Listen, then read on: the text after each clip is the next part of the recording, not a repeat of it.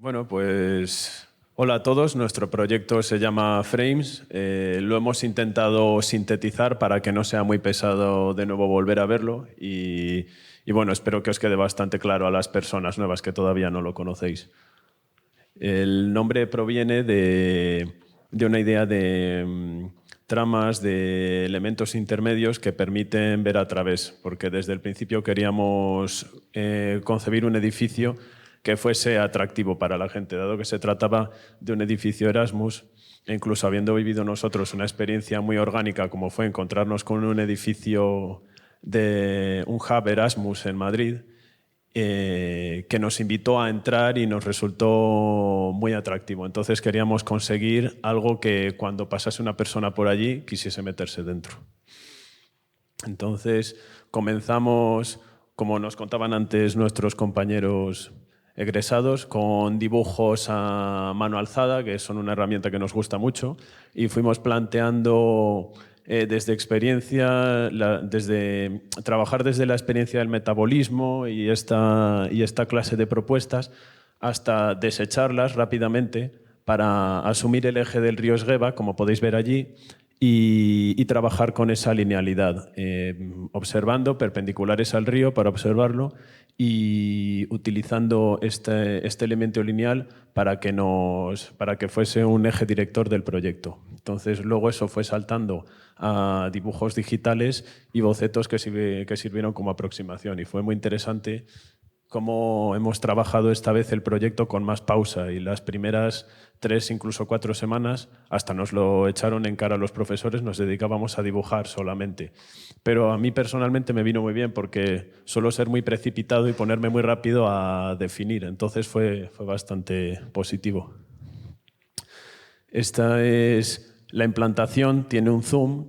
La idea del edificio es que salga el edificio, el programa del edificio fuera de este y se convierta en un híbrido entre el urbanismo y la propia arquitectura. Entonces, aquí podéis ver cómo hemos utilizado unas bandas de movimiento que van paralelas al eje del río. Tenemos las bandas dinámicas de movimiento, que son las trabajadas con materiales cerámicos en tonos cálidos, y las bandas más estáticas, que son trabajadas con hormigones, materiales pétreos y que invitan a quedarse. A su vez, estas bandas están divididas en subbandas y sirve para ordenar los usos en el interior, como podéis observar.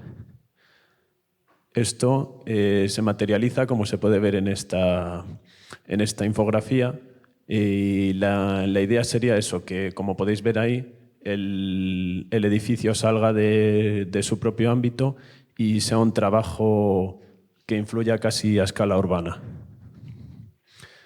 Esto sería un alzado del edificio y una sección. Entonces el edificio está trabajado como si se tratase de una estantería. Es una arquitectura, se podría decir, muraria, y está trabajado con varios ejes estructurales y de muros, que comenzaron siendo elementos más pesados, más macizos, y posteriormente, incluso dándole la mano a la inclusión de las instalaciones dentro, se tecnificaron y se vaciaron por su interior para poder aprovecharlos. Esta es una planta tipo. La planta segunda, esta planta sería la que serviría como ejemplo práctico de cómo distribuiríamos nuestro edificio. Tendríamos ahí las zonas residenciales, y en los espacios intermedios es donde aprovecharíamos para colocar, como podéis ver aquí, bibliotecas, salas de estudio, salas de lectura y los núcleos de comunicaciones. Entonces, en todo momento lo que buscábamos es que la gente hiciese vida, sobre todo fuera de sus habitaciones, e incluso planteamos un programa algo distinto al que nos habían propuesto, intentando hacer espacios reducidos, mínimos, incluso no ocupando toda la superficie que se nos permitía, para favorecer la presencia de espacio libre para que estén en una mayor comunicación sus usuarios. Estos son nuestros 4 tipos habitacionales. Realmente son 3, la habitación individual estándar, una doble de estancia corta y una doble de estancia larga, como podéis ver ahí. Y como alternativa hemos propuesto una habitación accesible para, si fuese necesario, sustraer una de las habitaciones dobles de larga estancia e implementar esta habitación accesible en su lugar. También en este punto estudiamos, como nos sugirieron los profesores, propuestas alternativas a las del enunciado, nuevas ideas, nuevas formas de habitar, incluso modelos distintos con familias, padres, hijos, que podían ser interesantes. Esta sería la materialidad del edificio. A medida que fue evolucionando, el proyecto parecía que quería pedir unos muros sólidos y macizos. El problema es que, claro, si tienes un edificio de alojamiento de personas, ¿cómo creas un muro macizo y sólido si tienes que darle ventana a un montón de habitaciones muy pequeñas, que van a ser muy numerosas? Entonces fue cuando comenzamos a estudiar esta idea de pieles y paneles y elementos correderos para lograr crear un edificio que incluso en algún momento fuese completamente opaco, como si fuese una plancha metálica, y cuando fuese necesario se pudiese abrir, contribuyendo también a temas tan necesarios como control solar y de temperatura, ventilaciones y privacidad. Esta es nuestra planta bajo cubierta. Este es un espacio más distendido en el que queremos mezclar las zonas abiertas con las zonas cerradas y comunicar a la gente mucho con el exterior. Además, estuvimos visitando el espacio joven como referencia y era interesante cómo tenían los usos más libres y dinámicos en el exterior, cómo tenían una terraza que podías habitar y nos resultó interesante, entonces tratamos de darle ese carácter a esta cubierta, que fuese lo menos rígida posible. Constructivamente, aquí se puede ver el trabajo que hicimos de tecnificación de los muros. Entonces comenzaron siendo prácticamente, en las primeras concepciones venían a la mente hormigón armado o una fábrica de ladrillo o algo así. Y posteriormente, tras recibir el feedback de los profesores y tras pensar en ello, nos dimos cuenta de que podía ser muy interesante con esta idea de edificio joven, tecnológico, moderno, dinámico o incluso resistente al vandalismo, a daños físicos.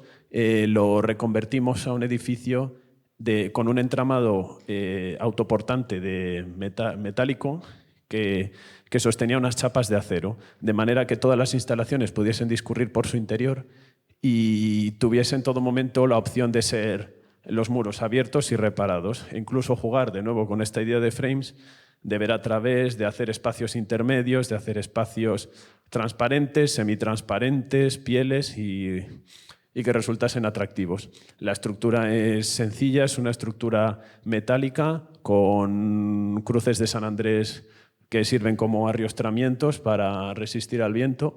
Y bueno, en esta sección se puede ver esta idea que es prácticamente de estantería. Unos ejes en los que se apoyan los forjados, que incluso estudiamos hacerlos en seco, pero bueno, al final son más convencionales con chapa colaborante. Esta es nuestra estrategia energética. Hemos utilizado algunas propuestas que se han oído en otros grupos, como puede ser el aprovechamiento de las aguas de lluvia, el aprovechamiento de las aguas grises, y todo esto lo hemos diseñado para canalizarlo dentro de nuestros muros.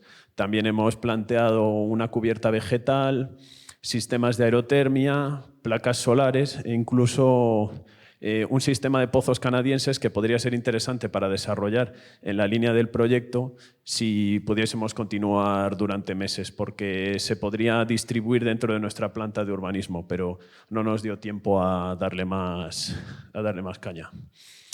Y bueno, aquí también podéis ver, por cierto, esto es nuestra estrategia de aprovechamiento solar. Lo que hicimos tras hablar con los profesores de instalaciones, que se me olvidaba explicaroslo, es poner un elemento que puede ser una debilidad de nuestro edificio, como son unas fachadas de vidrio, convertirlos en unas galerías que los usuarios pueden aprovechar y de paso generar chimeneas y elementos de ventilación que permitan extraer el aire caliente en los meses cálidos y acumular aire caliente en los meses fríos. Entonces, todo esto discurriría por el interior de los muros, como se plantean estos esquemas.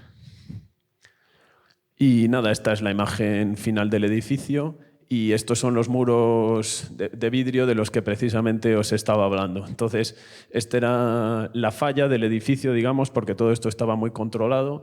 Teníamos protección solar, teníamos muy buen aislamiento, teníamos la orientación controlada, teníamos visión, pero esto quedaba, que es algo que muchas veces pasa en los proyectos, que haces muy bien una parte y te queda muy bien y de repente te encuentras con una zona que se te queda corta, que notas que la has dejado atrás y dices, qué bonito es todo esto, el edificio está chulo, está curioso y tiras para adelante. Pero esta vez fue interesante parar y subsanar ese problema en esta zona. Entonces eso fue también bastante formador, estuvo bastante bien.